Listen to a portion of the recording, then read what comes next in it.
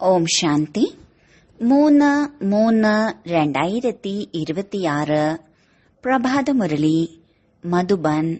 മധുരമായ കുട്ടികളെ, നിങ്ങൾ രൂപ് ബസന്താണ്. നിങ്ങളുടെ വായിൽ നിന്ന് സദാ ജ്ഞാനരത്നങ്ങൾ മാത്രം വീഴണം. പുതിയവർ വരുമ്പോൾ അവർക്ക് ബാബയുടെ പരിചയം കൊടുക്കൂ. ചോദ്യം: തന്റെ അവസ്ഥ ഏകരസമാക്കി മാറ്റാനുള്ള സാധന എന്താണ്? ഉത്തരം: കൂട്ടുകെട്ട് സൂക്ഷിക്കൂ. എന്നാൽ അവസ്ഥ ഏകരസമായി മാറിക്കൊണ്ടിരിക്കും. എപ്പോഴും നല്ല സേവാധാരികളായ വിദ്യാർത്ഥികളുമായി കൂട്ടുകൂടണം. അഥവാ ആരെങ്കിലും ജ്ഞാനയോഗത്തിന്റേതല്ലാതെ തലകീഴായ കാര്യങ്ങൾ പറയുകയാണെങ്കിൽ വായിലൂടെ രത്നങ്ങൾക്ക് പകരം കല്ലുകളാണ് വീഴുന്നതെങ്കിൽ അവരുടെ സംഘത്തിൽ നിന്ന് എപ്പോഴും സ്വയത്തെ സംരക്ഷിക്കണം. ഗീതം: രാത്രിയിലെ യാത്രക്കാരാ, ക്ഷീണിക്കരുത്. ഓം ശാന്തി. ജ്ഞാനവും വിജ്ഞാനവും, ഇതിനെയാണ് അല്ലാഹുവും സമ്പത്തും എന്നു പറയുന്നത്. ബാബ അല്ലാഹുവിന്റെയും സമ്പത്തിന്റെയും, അതായത് ചക്രവർത്തി പദവിയുടെയും ജ്ഞാനമാണ് നൽകുന്നത്. ഡൽഹിയിൽ വിജ്ഞാന ഭവനമുണ്ട്, എന്നാൽ ആർക്കും അതിന്റെ അർത്ഥം അറിയില്ല. നിങ്ങൾ കുട്ടികൾക്കറിയാം, ജ്ഞാന വിജ്ഞാനമെന്നാൽ ജ്ഞാനവും യോഗവുമാണ്. യോഗത്തിലൂടെയാണ് നമ്മൾ പവിത്രമായി മാറുന്നത്. ജ്ഞാനത്തിലൂടെ നമ്മുടെ വസ്ത്രത്തിന് നിറം പകരുന്നു. നമ്മൾ മുഴുവൻ ചക്രത്തെയും അറിയുന്നു. ഓർമ്മയുടെ യാത്ര ചെയ്യാനും കൂടിയാണ് ഈ ജ്ഞാനം ലഭിക്കുന്നത്. മനുഷ്യരൊന്നും യോഗത്തിനായുള്ള ജ്ഞാനം നൽകുന്നില്ല. അവർ സ്ഥൂലമായ ഡ്രില്ലുകളാണ്, അതായത് ശാരീരിക അഭ്യാസമാണ് പഠിപ്പിക്കുന്നത്. ഇതാണ് സൂക്ഷ്മവും മുഖ്യവുമായ കാര്യം. ഗീതവും അതിനോടനുബന്ധിച്ചാണ് വെക്കുന്നത്. ബാബ പറയുന്നു, അല്ലയോ കുട്ടികളെ, അല്ലയോ മൂലവതനത്തിലെ യാത്രക്കാരെ, പതിത പാവനനായ ബാബ തന്നെയാണ് സർവരുടെയും സദ്ഗതി ദാതാവ്. ബാബ മാത്രമാണ് എല്ലാവർക്കും വീട്ടിലേക്ക് പോകാനുള്ള വഴി പറഞ്ഞു തരുന്നത്. നിങ്ങളുടെ അടുത്തേക്ക് മനുഷ്യർ മനസ്സിലാക്കാൻ വേണ്ടിയാണ് വരുന്നത്. ആരുടെ അടുത്താണ് വരുന്നത്? പ്രജാപിത ബ്രഹ്മകുമാർ കുമാരിമാരുടെ അടുത്താണ് വരുന്നത്. അതിനാൽ നിങ്ങൾ അവരോട് ചോദിക്കണം, നിങ്ങൾ ആരുടെ അടുത്തേക്കാണ് വന്നിരിക്കുന്നത് എന്ന്. മനുഷ്യർ സന്യാസിമാരുടെയും മഹാത്മാക്കളുടെയും അടുത്താണ് പോകുന്നത്. അവരുടെ പേരും മഹാത്മാജി എന്നാണ്. ഇവിടെ പേര് തന്നെ പ്രജാപിത ബ്രഹ്മകുമാർ കുമാരി എന്നാണ്. പ്രജാപിത ബ്രഹ്മകുമാർ കുമാരിമാർ ഒരുപാടുണ്ട്. ആരുടെ അടുത്തേക്കാണ് വന്നിരിക്കുന്നതെന്ന് നിങ്ങൾ അവരോട് ചോദിക്കണം. പ്രജാപിത ബ്രഹ്മാവ് നിങ്ങളുടെ ആരാണ്? അത് എല്ലാവരുടെയും അച്ഛനാണ്. ചിലർ പറയാറുണ്ട്, താങ്കളുടെ മഹാത്മാജിയുടെ അഥവാ ഗുരുജിയുടെ ദർശനം വേണമെന്ന്. പറയൂ, നിങ്ങൾ എങ്ങനെയാണ് ഗുരു എന്ന് പറയുന്നത്? പേര് തന്നെ പ്രജാപിത ബ്രഹ്മകുമാരി എന്നാണെങ്കിൽ ബ്രഹ്മാവ് അച്ഛനായില്ലേ? അല്ലാതെ ഗുരുവല്ല. പ്രജാപിത ബ്രഹ്മകുമാരൻ കുമാരി എന്നാൽ തന്നെ അതിനർത്ഥം ഇവർക്ക് അച്ഛനുണ്ടെന്ന് ആണ്. ബ്രഹ്മാവ് നിങ്ങളുടെയും അച്ഛനാണ്. പറയൂ, നാം ബ്രഹ്മകുമാർ കുമാരിമാരുടെ അച്ഛനെ കാണാൻ ആഗ്രഹിക്കുന്നുണ്ട് എന്ന്. പ്രജാപിതാവ് എന്ന പേര് എപ്പോഴെങ്കിലും കേട്ടിട്ടുണ്ടോ? ഇത്രയും അധികം കുട്ടികളും പേരക്കുട്ടികളുമുണ്ട്. അച്ഛനെ അറിഞ്ഞാൽ മാത്രമേ പരിധിയില്ലാത്ത അച്ഛനെന്ന് മനസ്സിലാകുകയുള്ളൂ. പ്രജാപിത ബ്രഹ്മാവിനും അച്ഛൻ തീർച്ചയായും ആരെങ്കിലും ഉണ്ടായിരിക്കും.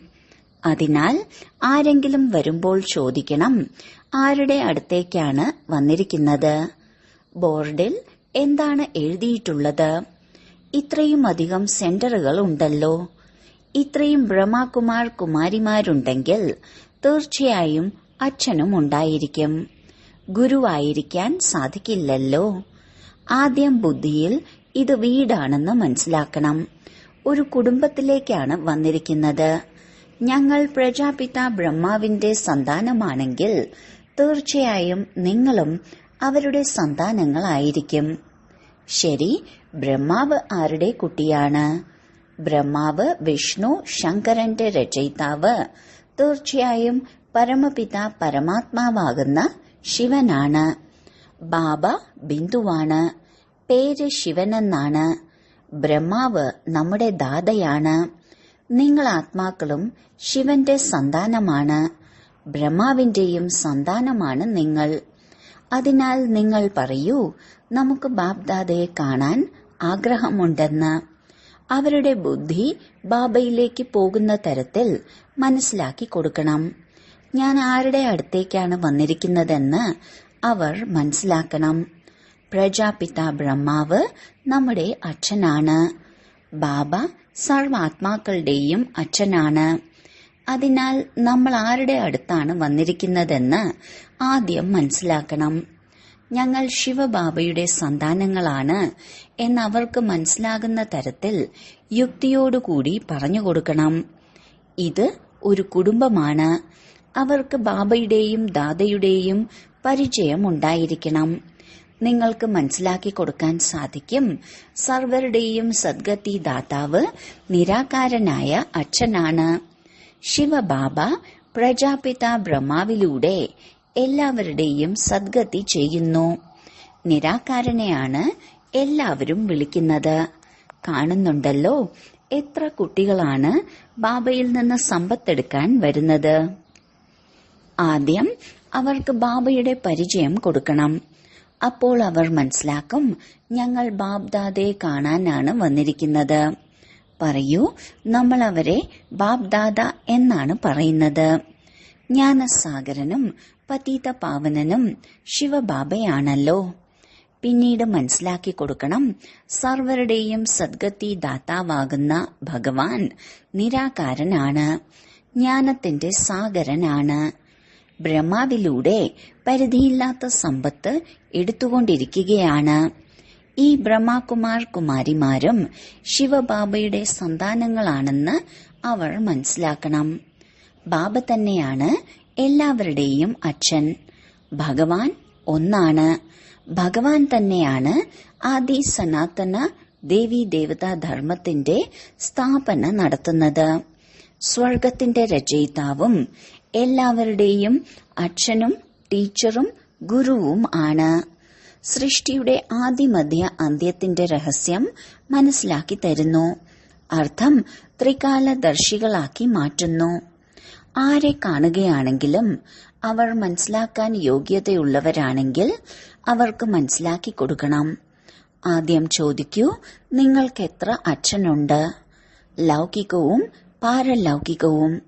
അച്ഛൻ എങ്ങനെ സർവവ്യാപിയാകും? ലൗകിക അച്ഛനിൽ നിന്ന് ഇന്ന സമ്പത്ത് ലഭിക്കുന്നു, പാരലൗകിക അച്ഛനിൽ നിന്ന് ഈ സമ്പത്ത് ലഭിക്കുന്നു. പിന്നെങ്ങനെ അവരെ സർവവ്യാപി എന്ന് പറയാൻ സാധിക്കും? ഈ വാക്ക് പ്രത്യേകം കുറിച്ചുവെച്ച് ധാരണ ചെയ്യൂ. ഇത് തീർച്ചയായും മനസ്സിലാക്കി കൊടുക്കണം. നിങ്ങളാണ് മനസ്സിലാക്കി കൊടുക്കുന്നവർ. ഇത് വീടാണ്. ഇവിടെ നമ്മുടെ ഗുരുവല്ല. ഇവരെല്ലാം ബ്രഹ്മകുമാർ കുമാരിമാരാണെന്ന് കാണുന്നുണ്ട്. സർവരുടെയും സദ്ഗതി ദാതാവാകുന്ന ശിവബാബ തന്നെയാണ് നമുക്ക് സമ്പത്ത് നൽകുന്നത്. ബ്രഹ്മാവിനെ സർവരുടെ സദ്ഗതി ദാതാവെന്നും പതീത പാവനനെന്നും മുക്തി ദാതാവെന്നും പറയാൻ സാധിക്കില്ല. ഇത് ശിവബാബയുടെ തന്നെ മഹിമയാണ്. ആരെല്ലാം വരുന്നുവോ അവർക്ക് മനസ്സിലാക്കി കൊടുക്കൂ, ഇവർ എല്ലാവരുടെയും ബാബ്ദാദയാണ്. ബാബ തന്നെയാണ് സ്വർഗത്തിന്റെ രചയിതാവ്. ബ്രഹ്മാവിലൂടെ വിഷ്ണുപുരി സ്ഥാപിക്കുന്നു. ഇങ്ങനെ നിങ്ങൾ ആർക്കെങ്കിലും മനസ്സിലാക്കി കൊടുക്കുകയാണെങ്കിൽ പിന്നീട് ബാബയുടെ അടുത്ത് വരേണ്ട ആവശ്യമുണ്ടായിരിക്കില്ല. അവർക്ക് അതൊരു ശീലമായി മാറി. ഗുരുജിയുടെ ദർശനം ചെയ്യണമെന്ന് പറയും. ഭക്തിമാർഗത്തിൽ ഗുരുവിന്റെ മഹിമ ഒരുപാട് പാടാറുണ്ട്. വേദശാസ്ത്രങ്ങളും യാത്രയുമെല്ലാം ഗുരുക്കന്മാർ തന്നെയാണ് പഠിപ്പിക്കുന്നത്. നിങ്ങൾ മനസ്സിലാക്കി കൊടുക്കണം, ഒരിക്കലും മനുഷ്യനെ ഗുരുവെന്ന് പറയാൻ സാധിക്കില്ല. നമ്മൾ ബ്രഹ്മാവിനെ പോലും ഗുരു എന്ന് പറയുന്നില്ല. സദ്ഗുരു ഒന്നാണ്. ഒരു മനുഷ്യനും ജ്ഞാനത്തിന്റെ സാഗരനായി മാറാൻ സാധിക്കില്ല. ഇവിടെ നമുക്ക് ജ്ഞാനത്തിന്റെ സാഗരനായ ബാബയാണ് പഠിപ്പിക്കുന്നത്.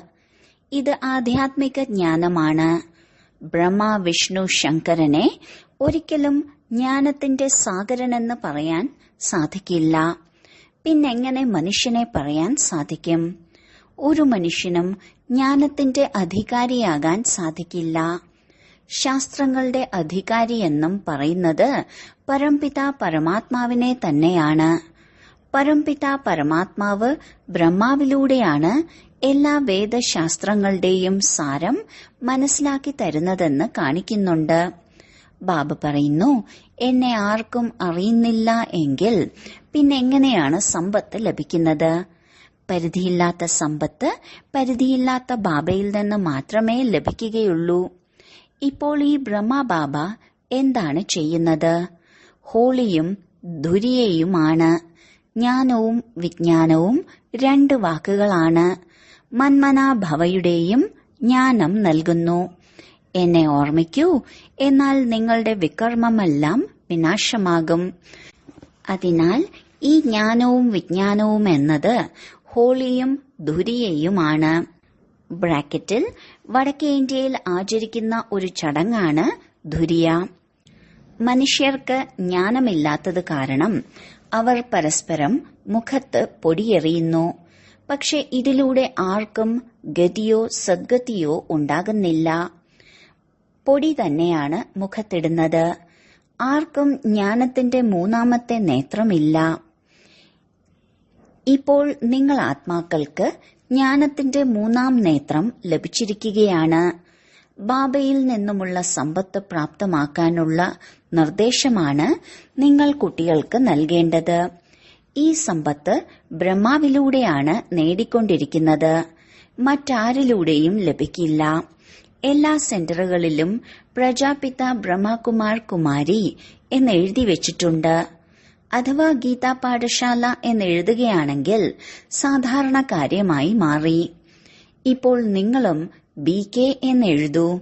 അപ്പോൾ മാത്രമേ ബാബയുടെ പരിചയം നൽകാൻ സാധിക്കൂ. മനുഷ്യർ BKയുടെ പേര് കേൾക്കുമ്പോൾ തന്നെ പേടിക്കുന്നു.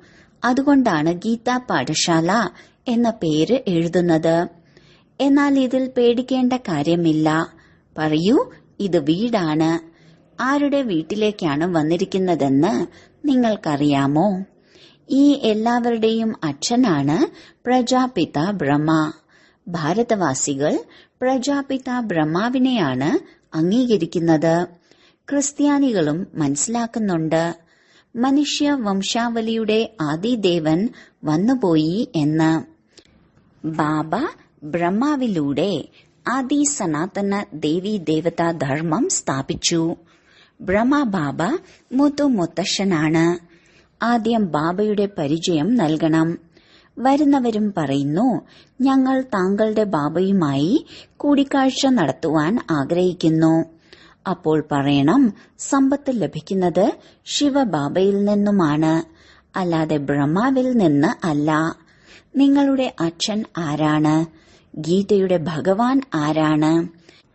ആദി സനാതന ദേവി ദേവതാ ധർമ്മത്തിന്റെ സ്ഥാപന ആരാണ് നിർവഹിച്ചത്? പിതാവ് എന്ന പേര് പറയുന്നതിലൂടെ മനസ്സിലാക്കുന്നു, ഈ ബ്രഹ്മകുമാർ കുമാരിമാർ ശിവബാബയുടെ സന്താനങ്ങളാണ് എന്ന്. ശിവനിൽ നിന്ന് ബ്രഹ്മാവിലൂടെയാണ് ഗതിയുടെയും സദ്ഗതിയുടെയും സമ്പത്ത് ലഭിക്കുന്നത്. ബാബ തന്നെയാണ് ഈ സമയത്ത് നമുക്ക് മുക്തി, ജീവൻ മുക്തി നൽകുന്നത്. ബാക്കി എല്ലാവരും മുക്തിധാമത്തിലേക്ക് പോകുന്നു. ഈ ജ്ഞാനം നിങ്ങൾ കുട്ടികളുടെ ബുദ്ധിയിൽ ഉണ്ടായിരിക്കണം. ആര് വന്നാലും അവർക്ക് പറഞ്ഞു കൊടുക്കണം, ആരെ കാണാനാണ് വന്നിരിക്കുന്നത്. ബ്രഹ്മാവ് നിങ്ങളുടെയും ഞങ്ങളുടെയും അച്ഛനാണ്. ഗുരുവോ സന്യാസിയോ അല്ല. ഇതിനെക്കുറിച്ച് നിങ്ങൾക്ക് മാത്രമേ അറിയൂ. ബാബ നമ്മെ ജ്ഞാനമാകുന്ന നിറത്താൽ വസ്ത്രം അലങ്കരിക്കുന്നു. ആത്മാവ് ഈ ശരീരമാകുന്ന വസ്ത്രത്തിനുള്ളിലല്ലേ? ആത്മാവ് പവിത്രമാകുന്നതിലൂടെ ശരീരവും പവിത്രമായത് ലഭിക്കുന്നു. ഇപ്പോൾ നമ്മുടെ ശരീരം പവിത്രമല്ല. ഈ ശരീരം നശിക്കാനുള്ളതാണ്. ശരീരത്തെ ഗംഗാസ്നാനം ചെയ്യിക്കുന്നുണ്ടെങ്കിലും പതിത പാവനൻ ബാബയല്ലാതെ മറ്റാരും തന്നെയില്ല. ആത്മാവാണ് പതിതമാകുന്നത്. അപ്പോൾ വെള്ളത്തിൽ സ്നാനം ചെയ്യുന്നതിലൂടെ ഒരിക്കലും ആത്മാവ് പാവനമാകുന്നില്ല. പക്ഷെ ഇതൊന്നും ആർക്കും തന്നെ അറിയില്ല. മറ്റുള്ള മനുഷ്യർ ആത്മാവ് തന്നെ പരമാത്മാവ് എന്നാണ് പറയുന്നത്. ആത്മാവ് നിർലേപമാണ് എന്നാണ് പറയുന്നത്. ആരാണോ വിവേകശാലികളായ കുട്ടികൾ അവർക്ക് മാത്രമേ ഇത് ധാരണ ചെയ്യാനും ചെയ്യിപ്പിക്കാനും സാധിക്കൂ. ഏത് കുട്ടികളുടെ വായിലൂടെയാണോ സദാ ജ്ഞാനരത്നങ്ങൾ മാത്രം വീഴുന്നത് അവരാണ് രൂപ് ബസന്ത്. ജ്ഞാനയോഗത്തെക്കുറിച്ചല്ലാതെ മറ്റെന്തെങ്കിലും പരസ്പരം ചർച്ച ചെയ്യുകയാണെങ്കിൽ കല്ലുകൾ എറിയുന്നതിന് സമാനമാണ്. സേവനത്തിന് പകരം ഡിസർവീസ് ആണ് ചെയ്യുന്നത്. 63 ജന്മങ്ങൾ പരസ്പരം കല്ലുകൾ എറിഞ്ഞു. ഇപ്പോൾ ബാബ പറയുന്നു, നിങ്ങൾ പരസ്പരം ജ്ഞാനയോഗത്തിന്റെ കാര്യങ്ങൾ പറഞ്ഞ് ഹൃദയത്തെ സന്തുഷ്ടമാക്കി വെക്കണം. വ്യർത്ഥ സംഭാഷണങ്ങൾ കേൾക്കാൻ പാടില്ല. ഇത് ജ്ഞാനമല്ലേ? മുഴുവൻ ലോകത്തിലുള്ളവരും കല്ലുകൾ, അതായത് വ്യർത്ഥം തന്നെയാണ് എറിഞ്ഞുകൊണ്ടിരിക്കുന്നത്. നിങ്ങൾ രൂപ് ബസന്താണ്. നിങ്ങൾ ജ്ഞാനയോഗത്തെക്കുറിച്ചുള്ള കാര്യങ്ങളല്ലാതെ മറ്റൊന്നും തന്നെ കേൾക്കരുത്, കേൾപ്പിക്കരുത്. തലകീഴായ കാര്യങ്ങൾ സംസാരിക്കുന്നവരുടെ സംഘം തന്നെ മോശമാണ്. ആരാണോ വളരെയധികം സേവനം ചെയ്യുന്നത് അവരുടെ സംഘം മാത്രമാണ് നമ്മെ ഉയർത്തുന്നത്. ചില ബ്രാഹ്മണർ രൂപ ബസന്താണ്. ചിലർ ബ്രാഹ്മണരായി പിന്നീട് തലകീഴായ കാര്യങ്ങളിൽ ഏർപ്പെട്ടുകൊണ്ടിരിക്കുകയും ചെയ്യുന്നുണ്ട്. അങ്ങനെയുള്ളവരുടെ സംഘം ധാരാളം നഷ്ടമുണ്ടാക്കുന്നു. അതുകൊണ്ട് അങ്ങനെയുള്ളവരുമായി കൂട്ടുകൂടരുത്. ബാബ ഇടയ്ക്കിടെ മുന്നറിയിപ്പ് നൽകുന്നുണ്ട്. ഒരിക്കലും പരസ്പരം തലകീഴായ കാര്യങ്ങൾ സംസാരിക്കരുത്. ഇല്ലെങ്കിൽ അവനവന്റെയും മറ്റുള്ളവരുടെയും സത്യനാശം സംഭവിക്കുകയും പദവി നഷ്ടമാകുകയും ചെയ്യുന്നു. ബാബ എത്ര സഹജമായിയാണ് മനസ്സിലാക്കി തരുന്നത്. സേവനത്തിനായി താൽപര്യമുണ്ടായിരിക്കണം. ബാബ, ഞങ്ങൾ പോയി വളരെയധികം പേർക്ക് ഈ ജ്ഞാനം മനസ്സിലാക്കി കൊടുക്കാം. അവരാണ് ബാബയുടെ സത്യമായ കുട്ടികൾ. സേവാധാരി കുട്ടികളുടെ മഹിമ ബാബ പാടുന്നു. അവരുമായി കൂട്ടുകൂടണം. ആരെല്ലാമാണ് നല്ല കുട്ടികളുമായി കൂട്ടുകൂടുന്നത്? ആരുമായി എല്ലാം കൂട്ടുകൂടണമെന്ന് ബാബയോട് ചോദിക്കുകയാണെങ്കിൽ ബാബയ്ക്ക് പറഞ്ഞു തരാൻ സാധിക്കും. ആർക്കാണ് ബാബയുടെ ഹൃദയത്തിൽ സ്ഥാനമുള്ളതെന്നും പെട്ടെന്ന് പറയാൻ സാധിക്കുന്നു. സേവാധാരി കുട്ടികളോട് ബാബയ്ക്കും ബഹുമാനമുണ്ട്. ചിലർക്ക് സേവനം പോലും ചെയ്യാൻ സാധിക്കുന്നില്ല. അങ്ങനെ വളരെയധികം പേരുടെ സംഘം മോശമായതിലൂടെ അവരുടെ അവസ്ഥയിൽ ഏറ്റക്കുറച്ചിലുകൾ സംഭവിക്കുന്നുണ്ട്. ചിലർ സ്ഥൂലമായ സേവനത്തിൽ നല്ലതാണ്. അവർക്ക് നല്ല സമ്പത്ത് ലഭിക്കുന്നു. അല്ലാഹുവിനെക്കുറിച്ചും ചക്രവർത്തി പദവിയെക്കുറിച്ചും മനസ്സിലാക്കി കൊടുക്കുക എന്നത് എളുപ്പമാണ്.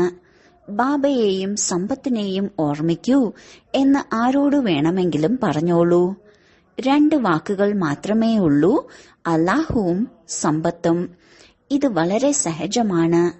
ആര് വരികയാണെങ്കിലും അവരോട് ഇത്രമാത്രം പറയൂ, ബാബയുടെ നിർദ്ദേശമാണ്, ആത്മാവാണെന്ന് മനസ്സിലാക്കി ഓർമ്മിക്കൂ.